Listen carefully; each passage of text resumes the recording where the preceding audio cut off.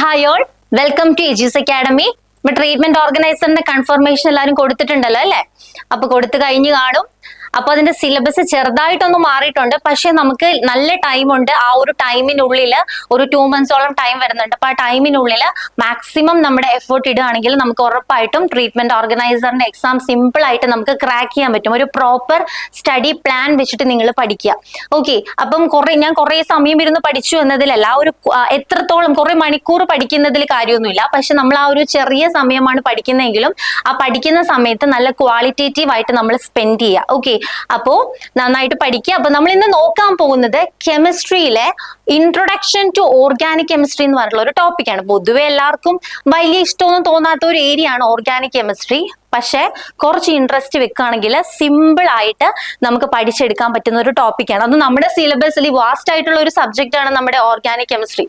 പക്ഷെ entire subject അങ്ങനെ കൊടുത്തിട്ടില്ല. സിലബസിൽ സ്പെസിഫിക് ആയിട്ടുള്ള കുറച്ച് പോർഷൻസ് മാത്രമാണ് നമ്മുടെ ഓർഗാനിക് കെമിസ്ട്രിയിൽ ട്രീറ്റ്മെന്റ് ഓർഗനൈസറിന്റെ സിലബസിൽ അവർ മെൻഷൻ ചെയ്തിട്ടുള്ളൂ. ഓക്കെ, അപ്പൊ ഇൻട്രൊഡക്ഷൻ ടു ഓർഗാനിക് കെമിസ്ട്രിയിൽ അതിന്റെ ബേസിക് ആയിട്ടുള്ള കൺസെപ്റ്റ്സും ടെക്നിക്സും അതുപോലെ നമ്മുടെ നോമൻക്ലേച്ചർ, അതുപോലെ ഡിഫറെന്റ് പ്യൂരിഫിക്കേഷൻ, ഡിസ്റ്റിലേഷൻ, ക്രിസ്റ്റലൈസേഷൻ, അങ്ങനെയുള്ള കുറച്ച് ടെക്നിക്സിനെ പറ്റിയിട്ടൊക്കെയാണ് നമുക്ക് ആ ഒരു സ്റ്റാർട്ടിംഗ് യൂണിറ്റിൽ നമുക്ക് ഡിസ്കസ് ചെയ്യാനുള്ളത്. അപ്പൊ നമ്മൾ ആ ഒരു ഫസ്റ്റ് യൂണിറ്റിനെ തന്നെ നമ്മൾ 2 പാർട്ടായിട്ട് ഡിവൈഡ് ചെയ്യാൻ പോകണം.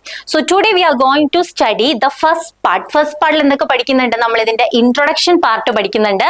ദെൻ ദ ടേംസ്, ചില ടേംസുകളുണ്ട്, അതായത് വാലൻസി, കാറ്റനേഷൻ, അങ്ങനെ കുറച്ച് ഇമ്പോർട്ടന്റ് ആയിട്ട് അറിഞ്ഞിരിക്കേണ്ട കുറച്ച് ടേംസ് ഉണ്ട്. അതുപോലെ ക്ലാസിഫിക്കേഷൻ ഓഫ് ഓർഗാനിക് കോമ്പൗണ്ട്സ്, ഇത്രയും കാര്യങ്ങളാണ് നമ്മൾ പാർട്ട് 1 പഠിക്കാൻ പോകുന്നത്. അപ്പോൾ മെയിൻ ആയിട്ട് നിങ്ങൾ ഓർക്കേണ്ട ഒരു കാര്യം എന്ന് പറഞ്ഞാൽ ഏത് സബ്ജക്ട് എടുത്താലും, അത് ഫിസിക്സ് എടുത്താലും കെമിസ്ട്രി എടുത്താലും, ഒരു ബേസിസ് ഉണ്ടാക്കി പോവുക. ഒരു ബേസിക് ആയിട്ടുള്ള ഒരു ഫൗണ്ടേഷൻ ഉണ്ടെങ്കിൽ മാത്രമാണ് ആ സബ്ജക്ട്. പിന്നെ നമ്മളല്ലാണ്ട് സ്റ്റാർട്ടിങ്ങിന്റെ ആ ഒരു കാര്യം പഠിക്കാണ്ട് ഇടയ്ക്കുന്ന ഒരു ടോപ്പിക്ക് ഫിസിക്സ് ആയിക്കോട്ടെ, ഫിസിക്സിൽ ഏതെങ്കിലും ഒരു സ്പെസിഫിക് യൂണിറ്റ് വെച്ച് സ്റ്റാർട്ട് ചെയ്യണമെങ്കിൽ, ഇപ്പം ഒപ്റ്റിക്സ് എടുക്കുകയാണെങ്കിൽ ഒപ്റ്റിക്സിന്റെ ഒരു ബേസിക് നിങ്ങൾക്ക് അറിഞ്ഞിരിക്കണം. എന്നാലും മാത്രമാണ് ബാക്കിയുള്ള അതിനകത്തുള്ള റേ ഒപ്റ്റിക്സും വേവ് ഒപ്റ്റിക്സ് ഒക്കെ പഠിച്ചാൽ നിങ്ങൾക്ക് മനസ്സിലാവുള്ളൂ. അതുപോലെ നമ്മൾ കെമിസ്ട്രി എടുക്കണം, നമ്മളിപ്പോൾ ഏത് പോർഷൻ ആണ് എടുക്കുന്നത്, ഇപ്പോൾ ഓർഗാനിക് ആണ് എടുക്കണമെങ്കിൽ ഓർഗാനിക്കിന്റെ ഒരു ബേസിക് ആയിട്ടുള്ള ഫൗണ്ടേഷൻ നമുക്ക് ഉണ്ടായിരിക്കണം.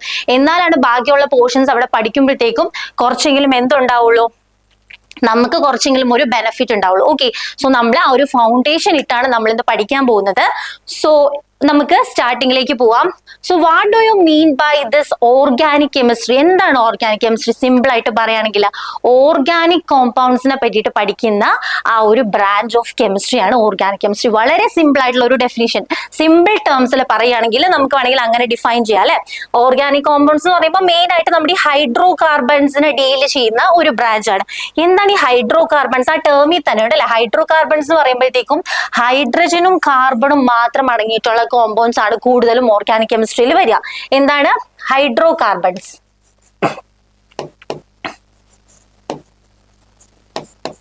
Hydrogen and carbon. മെയിൻ ആയിട്ടും ഈ ഹൈഡ്രോ കാർബൺസിനെ ഡീൽ ചെയ്യുന്ന ഒരു ബ്രാഞ്ച് ആണ് നമ്മുടെ ഓർഗാനിക് കെമിസ്ട്രി എന്ന് പറയുമ്പോൾ. അത് മാത്രമല്ല, കുറച്ചൊരു സ്റ്റാൻഡേർഡ് ഡെഫിനിഷൻ കൊടുക്കാനുള്ള എന്താണ്, it is a branch of chemistry studying compounds formed by carbon covalently bonding with other carbon atoms and elements like hydrogen, oxygen, nitrogen, sulphur, phosphorus and halogen.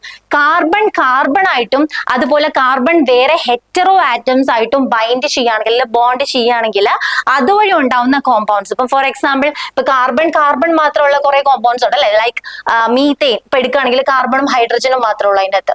അതേസമയം കുറെ hetero atoms ഉണ്ട് നമ്മുടെ കെമിസ്ട്രിയിലൊക്കെയാണ്. Sulphur ഉണ്ട്, nitrogen ഉണ്ട്, oxygen ഉണ്ട്, phosphorus ഉണ്ട്. ഹാലോജൻസിനെ നമ്മൾ general ആയിട്ട് റെപ്രസെന്റ് ചെയ്യുന്നത് എക്സ് വെച്ചിട്ടാണ്. അതിനകത്ത് ക്ലോറിൻ വരാം, ബ്രോമിൻ വരാം, ഫ്ലൂറിൻ വരാം, ഐഡിൻ വരാം, എന്ത് വേണമെങ്കിലും വരാം. എക്സ് എന്നാണ് നമ്മൾ ജനറൽ ആയിട്ട് ഹാലജൻസിനെ റെപ്രസെന്റ് ചെയ്യുക. അതിനകത്ത് അത്രയും എലമെന്റ്സ് വരുന്നുണ്ട്. ക്ലോറിൻ വരുന്നുണ്ട്, ഫ്ലൂറിൻ വരുന്നുണ്ട്, ഐഡിൻ വരുന്നുണ്ട്, ബ്രോമിൻ വരുന്നുണ്ട്. അപ്പൊ കാർബൺ ആയിട്ടോ അല്ലെങ്കിൽ ബാക്കി ഏത് എലമെന്റ് ആയിട്ടോ, ഓക്സിജൻ ആവാം, നൈട്രജൻ ആവാം, സൾഫർ ആവാം, ഫോസ്ഫറസ് ആവാം, ഹാലജൻ ആവാം, ഇവരുമായിട്ട് ഒരു കോവാലന്റ് ബോണ്ടിങ് വഴി ഒരു കോമ്പൗണ്ട് ഫോം ചെയ്യണം. അതായത് കോവാലന്റ് ബോണ്ടിങ് എന്ന് പറഞ്ഞാൽ ജസ്റ്റ് ഒരു ഇന്ററാക്ഷൻ അല്ല, അവരുടെ ഉള്ളിനകത്തുള്ള അല്ലെങ്കിൽ അവരുടെ ഉള്ളിലുള്ള ഇലക്ട്രോൺസിനെ പരസ്പരം ഷെയർ ചെയ്യും. അപ്പൊ ഇങ്ങനെ ഇലക്ട്രോൺസിനെ ഷെയർ ചെയ്ത് ഉണ്ടാവുന്ന ബോണ്ടിങ്ങിനെയാണ് നമ്മൾ എന്തെന്ന് പറയാ, കോവാലന്റ് ബോണ്ടിങ് എന്ന് പറയാ. The interaction which is formed by the sharing of electrons ഇലക്ട്രോൺസിനെ ഷെയർ ചെയ്ത്, അതായത് ഒരു എക്സാമ്പിൾ ഇതൊരു കാർബൺ എന്ന് പറഞ്ഞിട്ടുള്ള ഒരു ആറ്റം ഉണ്ട്, ഇവിടെ ആണെങ്കിൽ ഒരു ഹൈഡ്രജൻ എന്ന് പറഞ്ഞുള്ള ഒരു ആറ്റം ഉണ്ട്. ഇവർ തമ്മിൽ ഇലക്ട്രോൺസിനെ അങ്ങോട്ടും ഇങ്ങോട്ടും ഷെയർ ചെയ്തിട്ടാണ് ആ ഒരു ബോണ്ട് ഫോം ചെയ്യുന്നതെങ്കിൽ നമുക്കതിനെ എന്തെന്ന് വിളിക്കാം? കോവാലന്റ് ബോണ്ട് എന്ന് വിളിക്കാം. അപ്പോൾ മെയിൻ ആയിട്ടും ഈ കാർബൺസിനെ പറ്റിയിട്ടും അതുപോലെ കാർബണും വേറെ ഏതെങ്കിലും ഒരു ആറ്റമായിട്ട് കമ്പൈൻ ചെയ്ത് ഉണ്ടായ കോമ്പൗണ്ട്സ്, ഏത് കോമ്പൗണ്ട് വേണമെങ്കിലും ആവാം, അങ്ങനെയുള്ള ഓർഗാനിക് കോമ്പൗണ്ട്സ് വെച്ചിട്ട് ഡീൽ ചെയ്യുന്ന ബ്രാഞ്ചിനെയാണ് നമ്മൾ എന്തെന്ന് പറയുക? ഓർഗാനിക് കെമിസ്ട്രി എന്ന് പറയാം. അപ്പൊ ഞാൻ ഓൾറെഡി പറഞ്ഞു എന്താണ് ഇതൊരു ചെറിയൊരു നിസ്സാര സംഭവമൊന്നുമല്ല. കാരണം വാസ്റ്റ് ആയിട്ട് നമ്മൾ ആ ഒരു ആറ്റംസിനെ പറ്റിയിട്ട്, അത് അത്രയും ഉള്ളിലോട്ട് ഡെപ്തിലോട്ട് ഇറങ്ങി ചെന്ന ഒരു കോമ്പൗണ്ടിനെ പറ്റി നമ്മൾ പഠിക്കുകയാണ്. ഈ ഒരു ഓർഗാനിക് കെമിസ്ട്രി ഫുള്ള് ഇങ്ങനെ ഓർഗാനിക് കോമ്പൗണ്ട്സിന്റെ ഡെപ്തിൽ പഠിക്കുന്നതിനെയാണ് നമ്മൾ മെയിൻ ആയിട്ടും നമ്മൾ ഓർഗാനിക് കെമിസ്ട്രി എന്ന് പറയാം. അപ്പൊ അതിൽ സെലക്റ്റീവ് ആയിട്ട് കുറച്ച് ടോപ്പിക്സ് മാത്രമാണ് നമുക്ക് പഠിക്കാനുള്ളൂ. അപ്പം പിന്നെ ഇനി ഓർക്കേണ്ട കാര്യം, എന്തുകൊണ്ടാണ് ഇവിടെ കാർബണിനെ തന്നെ നമ്മൾ ചൂസ് ചെയ്തേക്കുന്നത്? കാർബണിനെ തന്നെ ചൂസ് ചെയ്യാൻ കാരണം ഒരു ഇമ്പോർട്ടന്റ് പ്രോപ്പർട്ടി ആണ്. And that property is known as catenation. കാർബണിന് കാർബണിന്റേതായ കുറെ യൂണീക് പ്രോപ്പർട്ടീസ് ഉണ്ട്. അലോട്രോപ്പി ഉണ്ട്, അതുപോലെ കാറ്റിനേഷൻ ഉണ്ട്. എന്താണ് കാറ്റിനേഷൻ? കാറ്റിനേഷൻ നമ്മൾ സിമ്പിൾ ആയിട്ട് പറയുകയാണെങ്കിൽ it is A self linking capacity. Self linking capacity. അപ്പൊ സിമ്പിൾ ആയിട്ട് പറയുകയാണെങ്കിൽ സെൽഫ് ലിങ്കിങ് കപ്പാസിറ്റിനെയാണ് നമ്മൾ കാറ്റിനേഷൻ എന്ന് പറയുന്നത്. അതായത് ഒരു കാർബണിന് എത്ര വേണമെങ്കിലും കാർബണായിട്ട് ബൈൻഡ് ചെയ്ത് ലിങ്ക് ചെയ്ത് ഇങ്ങനെ പോവാം. ഒരു എക്സാമ്പിൾ പറയുകയാണെങ്കിൽ ഇങ്ങനെ ഒന്നല്ലെങ്കിൽ 2 കാർബണായിട്ട് വേണമെങ്കിൽ ഇങ്ങനെ ബൈൻഡ് ചെയ്യാം, അല്ലെങ്കിൽ 3, 4, 5, 6, 7 ഇങ്ങനെ നിരന്ന് എത്ര കാർബൺ ആറ്റംസ് വേണമെങ്കിലും അതിന് ലിങ്ക് ചെയ്യാൻ പറ്റും. അപ്പൊ ആ ഒരു പ്രോപ്പർട്ടി നമ്മുടെ കാർബണിന് മാത്രമേ. ഇപ്പൊ ഫോർ എക്സാമ്പിൾ നമ്മളൊരു സിലിക്കൺ എടുക്കുകയാണെങ്കിൽ 4 എണ്ണത്തിൽ അത് നിൽക്കും. ഫർദർ അതിന് പിന്നെ വേറൊരു ആറ്റമായിട്ട് ലിങ്ക് ചെയ്ത് അങ്ങനെ പോകാൻ പറ്റത്തില്ല. ആ ഒരു ഇമ്പോർട്ടന്റ് പ്രോപ്പർട്ടി ആർക്ക് മാത്രമേ ഉള്ളൂ? നമ്മുടെ കാർബണിന് മാത്രമേ ഉള്ളൂ. ഓക്കെ, അതിപ്പോ സ്ട്രെയിറ്റ് ചെയിൻ കോമ്പൗണ്ട് വേണമെങ്കിൽ സ്ട്രെയിറ്റ് ചെയിൻ കോമ്പൗണ്ട് ആവാം, അല്ലെങ്കിൽ ബ്രാഞ്ച്ഡ് ചെയിൻ കോമ്പൗണ്ട്സിന് പറ്റും. ബ്രാഞ്ച് എന്ന് പറയുമ്പോൾ എന്താണ്? നമ്മളിങ്ങനെ സ്ട്രെയിറ്റ് ചെയിൻ ഇങ്ങനെ ഫോം ചെയ്യുന്ന വഴി താഴത്തേക്ക് വേണമെങ്കിൽ ബ്രാഞ്ചസ് വേണമെങ്കിലും ഉണ്ടാവാം. ഇങ്ങനെ അത് താഴ്ത്തോട്ട് വേണമെങ്കിലും ബ്രാഞ്ചസ് ആയിട്ടും കുറെ വേണമെങ്കിൽ ഫോം ചെയ്യാം, അല്ലെങ്കിൽ ഇതുപോലെ റിങ് വേണമെങ്കിൽ ഫോം ചെയ്യാം. റിങ് എന്ന് പറയുമ്പോൾ എന്താണ്? ഇങ്ങനെ നമ്മുടെ ഇതൊക്കെ എന്താണ്? ആക്ച്വലി റിങ് ആണ് അല്ലെ, ക്ലോസ്ഡ് റിംഗ് ആണ്. ഇവിടെ ഓരോ സ്ഥലത്തും എന്തുണ്ട്? നമ്മുടെ കാർബൺ ആറ്റംസ് വരുന്നുണ്ട്. അപ്പോൾ ഇങ്ങനെ ഒരു പ്രോപ്പർട്ടി, ഇങ്ങനെ ഒരു സെൽഫ് ലിങ്കിങ് കപ്പാസിറ്റി, സ്വന്തമായിട്ട് എത്ര വേണമെങ്കിലും ഇങ്ങനെ ലിങ്ക് ചെയ്ത് പോകാൻ പറ്റുന്ന ആ ഒരു പ്രോപ്പർട്ടി ആർക്ക് മാത്രമേ ഉള്ളൂ? കാർബണിന് മാത്രമേ ഉള്ളൂ. And that property is known as catenation. Catenation എന്നാണ് നമ്മൾ അതിനെ പറയാം. അപ്പൊ ആ ഒരു കാറ്റിനേഷൻ എന്ന് പറഞ്ഞൊരു സ്പെസിഫിക് പ്രോപ്പർട്ടി ഉള്ളത് കൊണ്ടാണ് ഇത്രത്തോളം വാസ്റ്റ്, അല്ലെങ്കിൽ thousands and thousands of organic കോമ്പൗണ്ട്സിനെ നമുക്ക് ഡെവലപ്പ് ചെയ്തെടുക്കാൻ പറ്റുന്നത്. ഓക്കെ, സോ ആ ഒരു പ്രോപ്പർട്ടി എന്താന്നുള്ളത് ഓർക്കുക. എന്തുകൊണ്ടാണ് ഓർഗാനിക് കെമിസ്ട്രിയിൽ നമ്മൾ കൂടുതലും ഹൈഡ്രോ കാർബൺസിനെ ഫോക്കസ് ചെയ്യുന്നത്? Main reason is because of this catenation. Catenation ഉള്ളത് കൊണ്ടാണ് നമ്മൾ കൂടുതലും ഹൈഡ്രോ കാർബൺസിനെ തന്നെ നമ്മൾ ഇതിൽ ഡീൽ ചെയ്യുന്നത്. ഓക്കെ, അടുത്ത നമ്മൾ നോക്കാൻ പോകുന്നത് ഇനി കുറച്ച് തിയറീസ് ഉണ്ട്. ഈ ഓർഗാനിക് കെമിസ്ട്രീന്റെ ബേസിക് ആയിട്ടുള്ള കുറച്ച് തിയറീസ് ഉണ്ട്. തിയറീസ് എന്ന് പറയുമ്പോഴത്തേക്കും എങ്ങനെ ഒരു നമ്മൾ ഈ ഒരു കറസ്പോണ്ടിങ് അല്ലെങ്കിൽ ഇപ്പോഴുള്ള പ്രസന്റ് കൺസെപ്റ്റിലേക്ക് എങ്ങനെ എത്തി എന്നുള്ള ഒരു ബേസിക് ആയിട്ടുള്ള ഒരു ഐഡിയ. അപ്പൊ സ്റ്റാർട്ടിങ്ങിൽ അറൌണ്ട് 1780 കെമിസ്റ്റ് എന്താ ചെയ്തത്?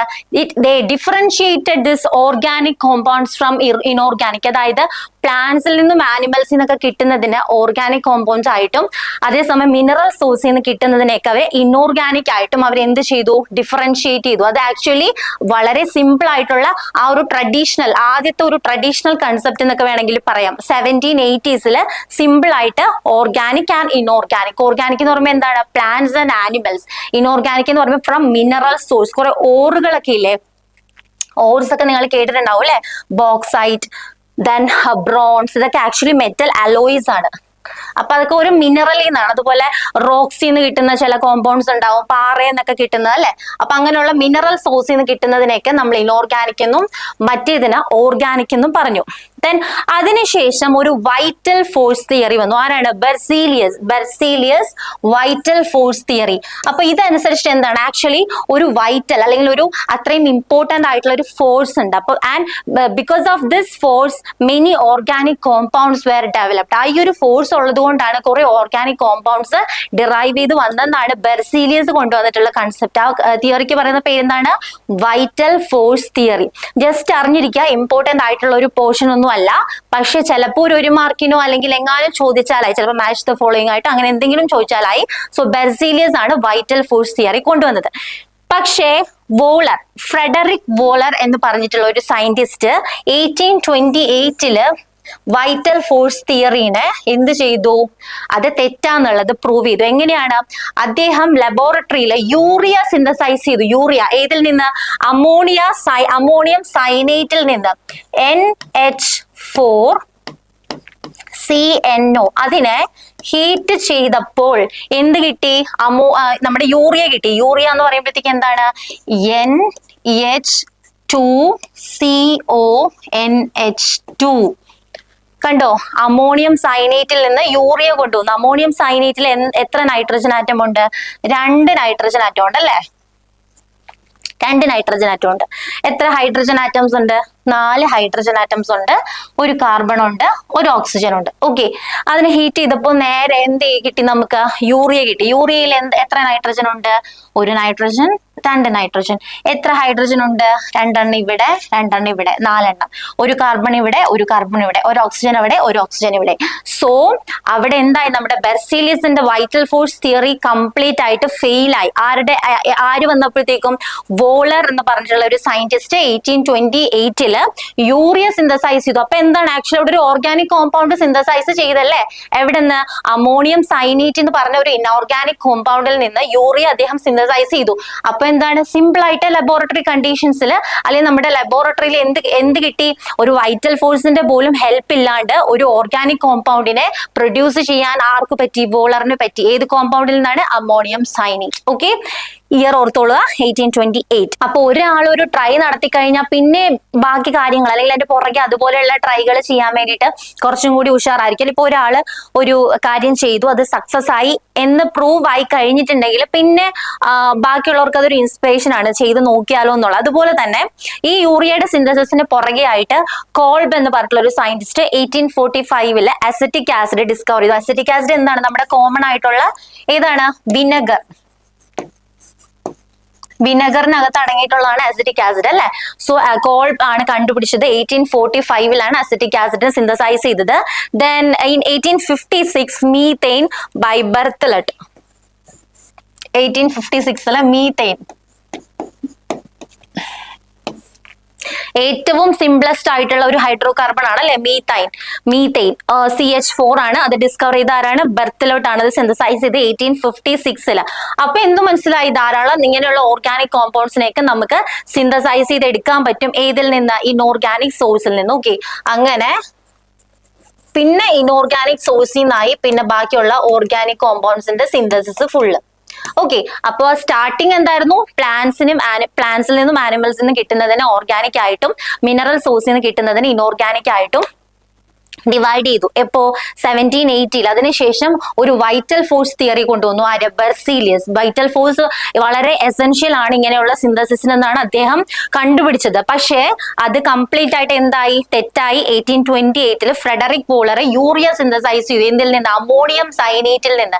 NH4CNO എന്ന് പറയുന്ന ഒരു ഇൻഓർഗാനിക് കോമ്പൗണ്ടിനെ ഹീറ്റ് ചെയ്തപ്പോഴത്തേക്കും യൂറിയ എന്ന് പറയുന്ന ഒരു ഓർഗാനിക് കോമ്പൗണ്ട് അദ്ദേഹത്തിന് കിട്ടി. അപ്പൊ എന്ത് മനസ്സിലായി? ലബോറട്ടറി കണ്ടീഷൻസിൽ ഇൻഓർഗാനിക് കോമ്പൗണ്ട്സിൽ നിന്ന് ഓർഗാനിക് കോമ്പൗണ്ട്സിനെ ഡെവലപ്പ് ചെയ്തെടുക്കാം എന്ന് അദ്ദേഹം കണ്ടുപിടിച്ചു. നെക്സ്റ്റ് 1845 കോൾബ് എന്ന് പറഞ്ഞ ഒരു സയന്റിസ്റ്റ് അസിറ്റിക് ആസിഡ് സിന്തസൈസ് ചെയ്തു. ആൻഡ് അതിന്റെ പുറകെ ആയിട്ട് 1856 മീതെയിൻ എന്ന് പറഞ്ഞിട്ടുള്ള ഒരു കോമ്പൗണ്ടിനെ ബെർത്തലറ്റ് സിന്തസൈസ് ചെയ്തു. ഓക്കെ, അപ്പൊ ഈ ടോപ്പിക് ഇന്ന് തന്നെ പഠിക്കുക. എന്തെങ്കിലും ഡൗട്ട്സ് ഉണ്ടെങ്കിൽ ചോദിച്ചാൽ മതി. സിമ്പിൾ ആണ്. ഓർഗാനിക് കെമിസ്ട്രി കുറച്ച് ബുദ്ധിമുട്ടാണെന്നുള്ള രീതിയിൽ പഠിച്ചു തുടങ്ങരുത്. ആദ്യം തന്നെ സിമ്പിൾ ആണ്. ആ ബേസിക് മനസ്സിലാക്കി പഠിച്ചു തുടങ്ങുകയാണെങ്കിൽ ഏതൊരു ടോപ്പിക്കും നമുക്ക് പഠിച്ചു തീർക്കാൻ പറ്റും. ഓക്കെ, സോ എനിവേ നന്നായിട്ട് പഠിക്കുക. Best wishes. Thank you.